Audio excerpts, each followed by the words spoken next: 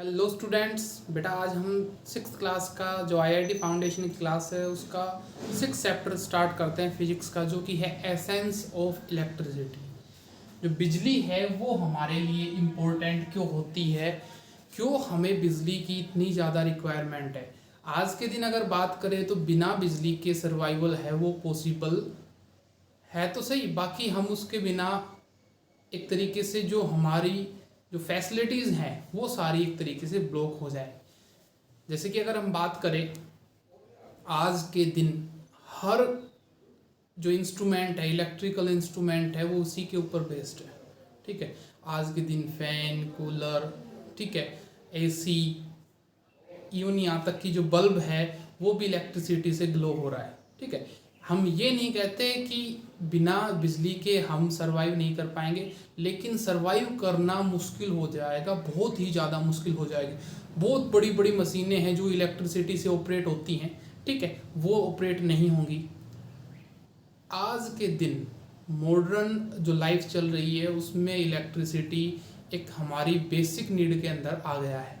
बिना बिजली के हम जीवन है वो अच्छे से यापन नहीं कर पाएंगे, जी नहीं पाएंगे।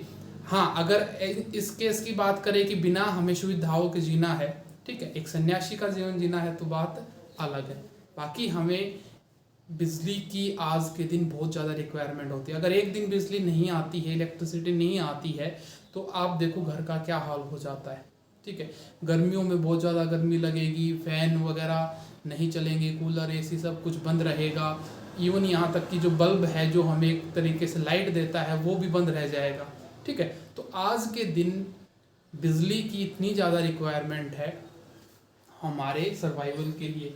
जो बहुत सारी जो अपनी इलेक्ट्रिसिटी ऑपरेटेड बेस्ड कुछ मशीन होती हैं, जैसे कि वॉशिंग मशीन है, कपड़े धोने के लिए हमारे लिए फैसिलिटी है। ये नहीं है कि हम धो नहीं सकते, लेकिन हमें वहाँ पर आसानी हो जाती है उनके अंदर।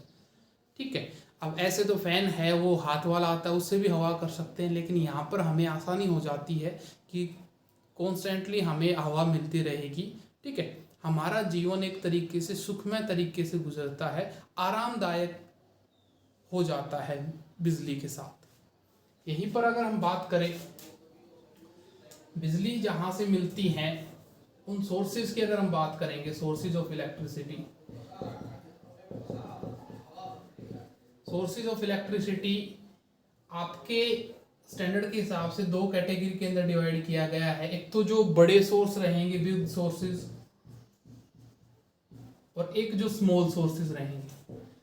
बिग सोर्सेज के अंदर आ गए हैं जो पावर स्टेशन है या पावर प्लांट है, थर्मल पावर प्लांट, जहाँ पर हीट से एनर्जी है या यूँ कहे बिजली है, इलेक्ट्रिकल एनर्जी है, वो प्रोड्यूस करवाई जाती है।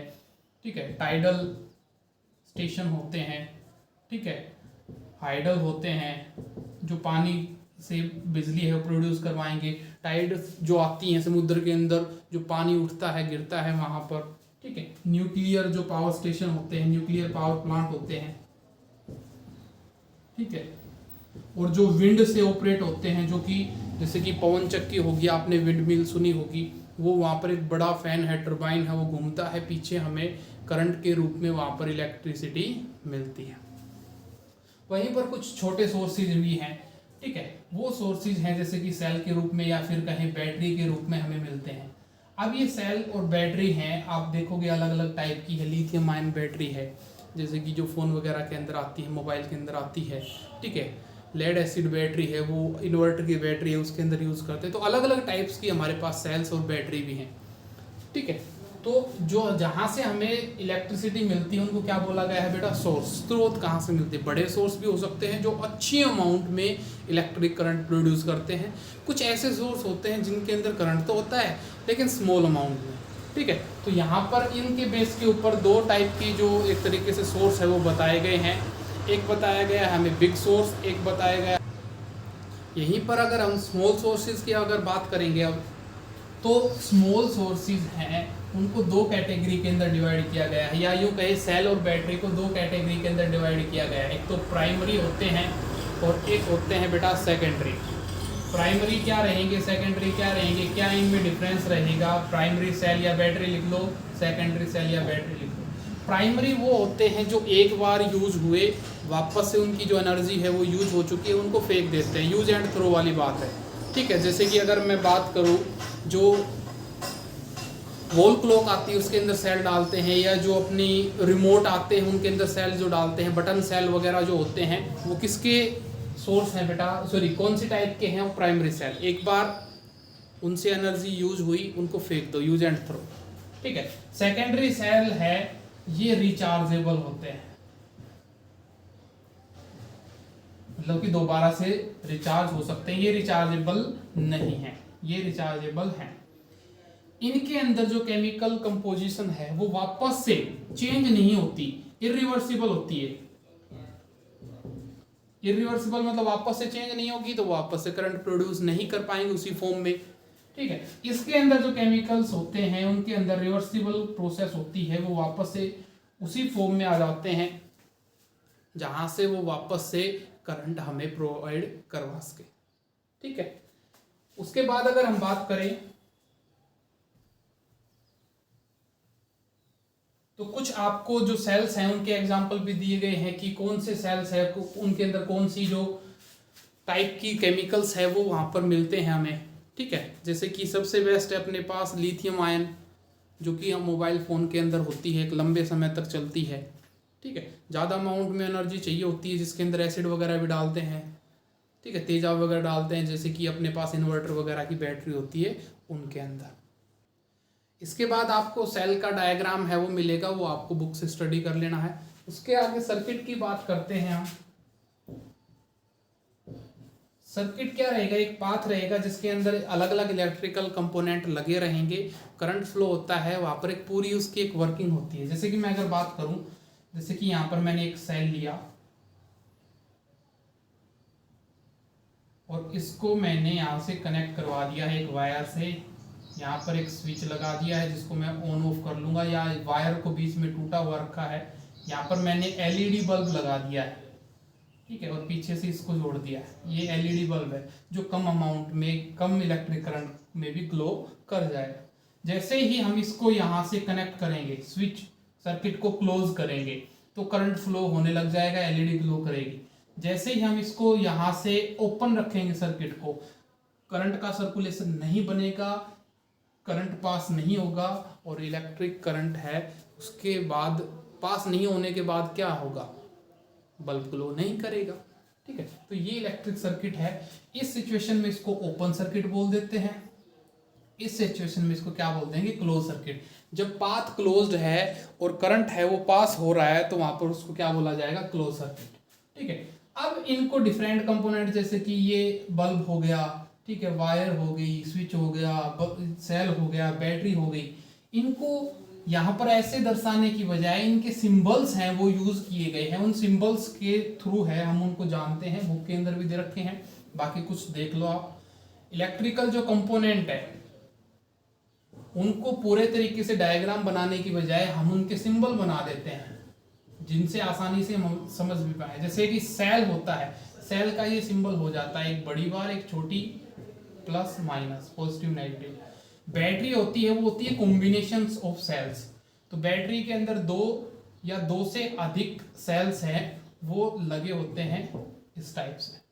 ठीक है, बल्ब का है वो इस टाइप से सिंबल हो जाता है, या कहीं पर आपको सर्कुलर फॉर्म में भी यहाँ पर मिलेगा। ठीक है, रेजिस्टेंस है जहाँ पर करंट ब्लॉक हो रहा है या यूज हो रहा है, जहाँ पर उसका सिंबल ये हो जाता है अपने पास। ठीक है, एमीटर डिवाइस होती है जो करंट मापती है, उसका सिंबल ये हो जाता है, ए लिख के ऐसे कर देंगे। वोल्ट मीटर डिवाइस होती है जो पोटेंशियल डिफरेंस मापता है, उसका सिंबल ये हो जाता है सर्कल के अंदर वी। ठीक है, तो ये जो सिंबल है वो हेल्प करते हैं हमारी, ताकि हम एक शॉर्ट फॉर्म में, शॉर्ट तरीके से जो पूरा सर्किट है उसके कंपोनेंट है वहां पर हम शो कर सके, उनको बनाएंगे। ठीक है, बैटरी बनाएंगे तो भाई दो सेल लगाए ऐसे ऐसे, तो वो एक लॉन्ग फॉर्म हो जाएगी। वहां पर शॉर्ट तरीके से दिखाने के लिए हम इन कंपोनेंट्स का ऐसे है इस्तेमाल करते हैं। आपकी बुक के अंदर भी दे रखे हैं, वहां से आप मेनली और स्टडी कर लेंगे। एक बैटरी का डायग्राम दिखाया गया है, वर्किंग दिखाई गई है, एक रफली तरीके से देख लो। वैसे आपने देखा हुआ होगा बैटरी कैसी होती है, इस टाइप से ये इसकी फॉर्मेशन है। यहाँ पर स्विच लगा होता है बैटरी के अंदर, जिसको आगे या पीछे हम स्लाइड कर सकते हैं। पीछे आपने देखा होगा ऐसे ऐसे स्प्रिंग लगी होती है, यहाँ से एक मेटेलिक कैप जाएगी या मेटल की एक तरीके से लेयर जाएगी या मेटल की वायर जाएगी जो यहाँ तक कनेक्ट रहेगी। यहाँ पर क्या लगाते हैं हम, सेल लगाते हैं, 2 लग सकते हैं, 3 लग सकते हैं, जो भी हैं जितने भी लगते हैं हम यहाँ पर लगा देते हैं। कुछ बैटरीज आती हैं या टॉर्चेस जिनमें 2 सेल लगते हैं, किन्हीं में 3 लगते हैं। यहाँ पर जो बल्ब है वो रहेगा, रिफ्लेक्टर लगा रहता है अंदर, और इसका कनेक्शन एक यहाँ पर रहेगा और एक पॉइंट यहाँ तक जाता है इसका, मतलब कि इसका और इसका कोई कनेक्शन नहीं है अभी तक। ये मेटेलिक कैप नीचे लगी रहती है, जैसे ही हम इसको बटन को आगे की ओर स्लाइड करते हैं, ये दोनों को बीच में एक तरीके से जो कॉन्टैक्ट है वो एस्टेब्लिश करती है। जैसे ही कॉन्टैक्ट होगा सर्किट क्लोज हुआ, सर्किट क्लोज होगा तो बल्ब क्या करेगा, ग्लो करेगा। ठीक है, तो ये अपने पास सिंपल वर्किंग है जो किसकी रहेगी, इलेक्ट्रिक टॉर्च की। उसके बाद सर्किट को हमने जाना, सर्किट के अंदर जो सिंपली हमने जाना था, जैसे कि यहाँ पर सेल्स हो गए या फिर बैटरी लगा दी है, चलो हमने प्लस माइनस, यहाँ पर ये क्लोज सर्किट है, प्लग की लगा दी है यहाँ पर, और यहाँ पर हमने बल्ब है उसका यूज कर लिया है। ठीक है, अब यहाँ पर एक बात करेंगे हम डायरेक्शन ऑफ करंट की। डायरेक्शन ऑफ करंट, करंट की क्या डायरेक्शन होती है। सिंपली अगर हम बात करें, जो कन्वेंशनल डायरेक्शन मानी गई है अपनी, जो पारंपरिक पहले से चली आ रही है, वो मानी गई है from positive to negative. Current यहाँ से यहाँ पर फ्लो करता है, और अब भी हम उसको ऐसे ही शो करते हैं। क्यों? क्योंकि एक पहले थ्योरी आई थी जिसके अकॉर्डिंग क्या होता है, कोई भी चीज़ है वो higher concentration to lower concentration चलता है। भाई पानी ज़्यादा है, कम है तो ज़्यादा से कम की ओर जाएगा, हवा का दबाव यहाँ ज़्यादा है वहाँ पर कम है तो ज़्यादा से कम की ओर चलेगी, सिंपल चीज़ है। ठीक है, तो यहाँ पर भी पहले इलेक्ट्रॉन प्रोटॉन की खोज नहीं हुई थी, उससे पहले उनको पॉजिटिव या नेगेटिव के चार्ज के नाम से जानते थे। ठीक है, अब कहाँ पर करंट कैसे फ्लो करेगा, फ्रॉम पॉजिटिव टू नेगेटिव, क्योंकि ये हायर कंसंट्रेशन है, नेगेटिव वाली लोअर कंसंट्रेशन है, तो वो डायरेक्शन मानी गई थी। तो डायरेक्शन क्या बताते हैं हम, पॉजिटिव टू नेगेटिव। लेकिन एक्चुअल में जो करंट फ्लो करता है ड्यू टू इलेक्ट्रॉन्स या due to flow of electrons, electrons के फ्लो होने की वजह से करंट है वो फ्लो करता है। इलेक्ट्रॉन्स होते हैं जिनके ऊपर नेगेटिव चार्ज होता है। अब इलेक्ट्रॉन्स हैं नेगेटिव से पॉजिटिव की तरफ जाते हैं, इलेक्ट्रॉन की क्या डायरेक्शन हो सकती है, नेगेटिव से पॉजिटिव, जिसके कारण से करंट कंस्टिट्यूट होता है, ऐसे वो फ्लो करते हैं। तो 2 डायरेक्शन है, जो पारंपरिक कन्वेंशनल डायरेक्शन चली आ रही है, जो उनको मानते हैं हम पॉजिटिव टू नेगेटिव, उनकी भी थ्योरी ठीक थी, क्योंकि higher concentration to lower concentration है, कोई भी ऑब्जेक्ट है वो फ्लो करता है। बात करें जो एक्चुअल में करंट फ्लो हुआ, कंस्टिट्यूट हुआ, वो हुआ इलेक्ट्रॉन्स के कारण से। वो डायरेक्शन क्या होती है बेटा, फ्रॉम नेगेटिव टू पॉजिटिव, क्योंकि जो इलेक्ट्रॉन्स होते हैं उनके ऊपर नेगेटिव चार्ज रहेगा और वो ऐसे है वो आगे फ्लो कर जाएंगे। उसके बाद जानते हैं हम, जिसमें से करंट फ्लो करेगा उनको क्या कहेंगे, जिसमें से नहीं करेगा उसको क्या कहेंगे। क्या ऐसे अप्लायंस होते भी हैं, क्या ऐसे मटेरियल होते भी हैं जिनमें से करंट फ्लो करता है, आपने पढ़ रखा होगा, उनको क्या कहते हैं, conductor. Those material which allow electricity to pass through them, जो अपने अंदर से करंट पास होने दे वो क्या है, कंडक्टर। और इसमें क्या हो जाएगा, which do not allow current या electricity to pass through them, जो अपने अंदर से बिजली पास नहीं होने देगा, इलेक्ट्रिसिटी पास नहीं होने देगा, उसको क्या बोल देंगे हम, इंसुलेटर। एग्जाम्पल की अगर हम बात करें तो मेटल्स जो हैं वो सभी कंडक्टर होती हैं, जैसे कि गोल्ड है, सिल्वर है, कॉपर है, ठीक है, आयरन है।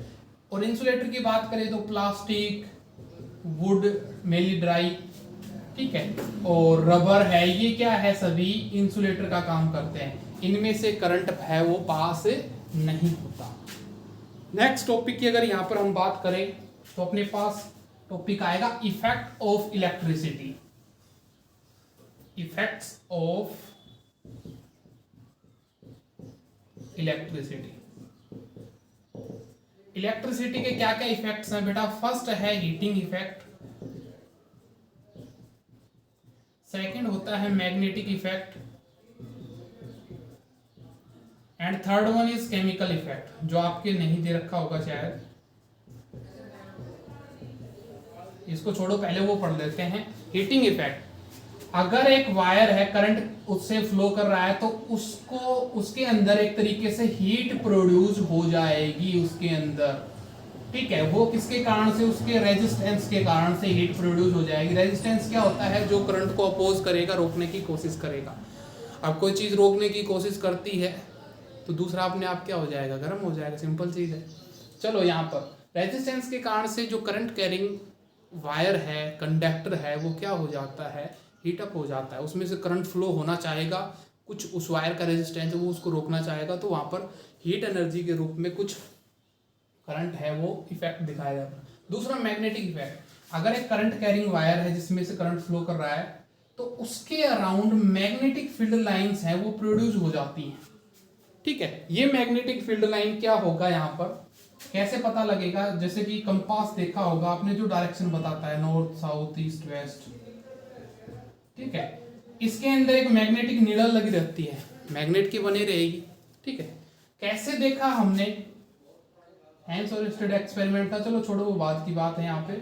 यहाँ पर जैसे ही करंट ऑफ था तो पोजीशन इसकी ये थी, लेकिन जैसे ही करंट ऑन करते हैं तो ये जो नीडल होती है मैग्नेटिक नीडल, वो डिफ्लेक्शन दिखाएगी, हिलेगी। ऐसे करंट ऑफ करेंगे फिर हिलेगी, क्योंकि मैग्नेटिक फील्ड वहां पर नहीं है। ऑन करते ही मैग्नेटिक फील्ड लाइन आई वहां पे, तो वो फिर से डिफ्लेक्शन दिखाती है, हिलती है। अब सिंपल चीज है भाई, मैग्नेट की जो नीडल है उसको कौन हिला पाएगा? मैग्नेट होगा या मैग्नेटिज्म होगा साइड में, वही कर पाएगा, ठीक है। तो यहाँ से क्या मिला हमें कंक्लूजन कि जो इलेक्ट्रिसिटी है वो हीटिंग इफेक्ट भी शो करती है, मैग्नेटिक इफेक्ट भी शो करती है। केमिकल इफेक्ट है वो आप 8th क्लास के अंदर आएगा, वहाँ से स्टडी करेंगे, आपके है नहीं टॉपिक। यहाँ तक पढ़ना है, बाकी सेकंड वीडियो में डालते हैं इस चैप्टर को कंप्लीट को। Thank you.